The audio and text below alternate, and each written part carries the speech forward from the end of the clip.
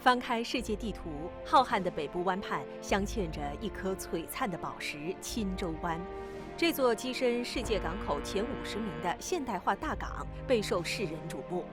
然而，数十年前，这里只是一片无人问津的荒滩僻野，是钦州人民以不等不靠的精神自筹资金、自主建港，改变了钦州有海无港的历史，书写了一段振奋人心的钦州传奇。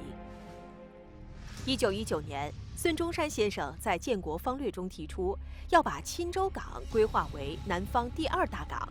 100年前，钦州人民心底便埋下了一个大港梦。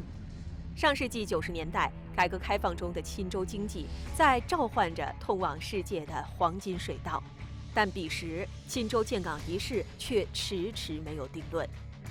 当时钦州市财力有限，海边基础设施较差，村庄不通水不通电，也没有像样的道路。很多人认为，东边有了北海港，西边有了防城港，是否再能建一个港？再建一个港能否活下去？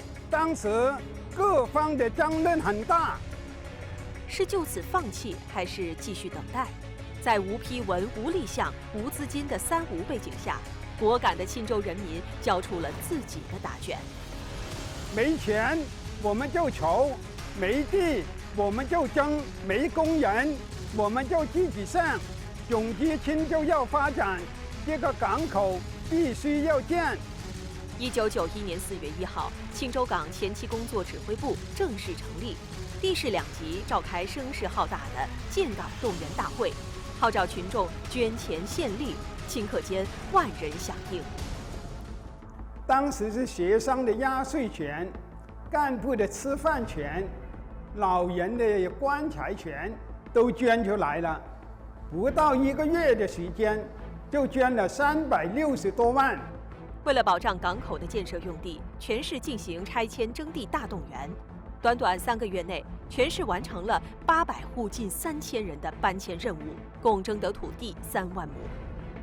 当时县级钦州市财政很困难，所以征地时只能象征性的给农户们补偿一些农业的损失，给搬迁户一些搬迁运费。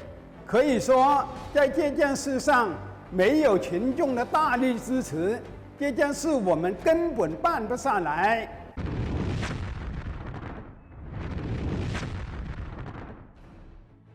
1992年8月1号，在万众期待下，钦州港建港施工第1炮在乐沟岭果子山打响。为实现路通和电信通，原县级钦州市发动了机关、学校、工矿企业以及附近的乡镇社队扩修进港公路。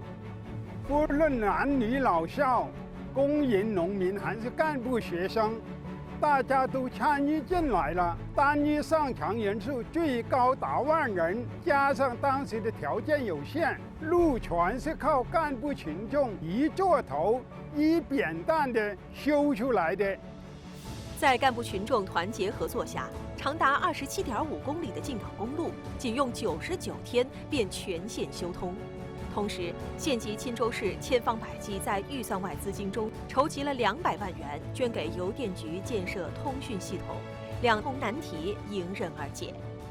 1994年1月，2个万吨级码头赫然伫立于钦州湾上，钦州有海无港的历史正式终结。29年风雨兼程，如今的钦州湾货物吞吐量已突破1吨大关，位列全国沿海港口第11位。2021年更是跻身世界港口50强。孙中山的南方大港梦已照进现实。从无到有，从弱到强，钦州港的蜕变完全是钦州干部群众不等不靠、团结实干的结果。这不仅是我们钦州人的圆梦史，更是我们钦州干部群众共同谱写的钦州精神史。风生水起钦州湾，扬帆起航正当时。站在新的历史起点上，钦州人民将秉承自强实干、融合共赢的钦州精神，刷新钦州速度，创造更多钦州奇迹。